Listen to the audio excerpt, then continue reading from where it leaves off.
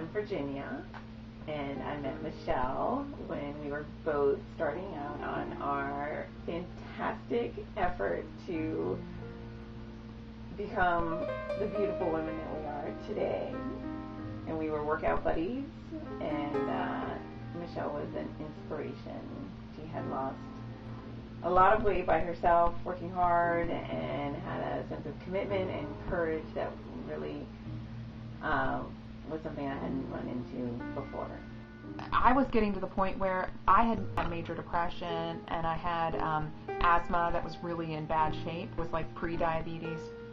I was starting to have cholesterol problems. I was starting to have high blood pressure, and I knew that I couldn't be 450 pounds plus and be able to sing and be able to move around the stage. You know, I looked at myself in the mirror and I was like, I'm miserable. Why? And I realized I loved music and I put it away, and I was being held back by my weight, because I was like, oh, nobody's going to listen to me if I'm this big. And even if they do, I get winded from trying to sing a 2 or 3 minute song. I can't do it, and I have to find a way to do it. What am I considering? But I was at the end of my rope. I was like, there is no other option I see, because even if I lost 100 pounds, I'm still 130 pounds overweight, and I have so much to lose. I mean, I lost 100 pounds before the surgery. It's amazing. It is, and that was through diet and exercise in 6 months. It's amazing. Amazing. I don't know how you did it. Well, I mean, I know how you did it, but I don't know how you did it. As you could see, someone who's just determined to make a life change, and someone with some real guts. And I think it's hard to change your life, and you have to want it more than you hear it. First, when we first started working out, and you were so frustrated with what you could eat and not eat, and how, you know, Liz would keep saying, like, you've got to get salt in your body, you've got to do this, you've got to do this, and you kept showing up at the gym, which was, I mean, you know, like every day it would be like, Michele hasn't eaten in 5 days, but she's here and she's ready to work out, and you never gave up, which was huge. I think anybody that starts the journey, I think anybody that gets themselves into a place where they need it, and is then able and courageous enough to get themselves out, deserves just everyone, you know, a huge round of applause and respect. It's so easy to say, oh, my goal is to lose 250 pounds, and I'm not there yet. Right. And yet, I remember I crying while I was working out with Liz, because I was like, I've only lost 100. I have 150 more to go. Right. She's like, you've lost 100 pounds. That's a person. Yeah. And you weren't able to go up and down those back stairs. I hated those back stairs. Yeah, they're still there. I want to do so much better.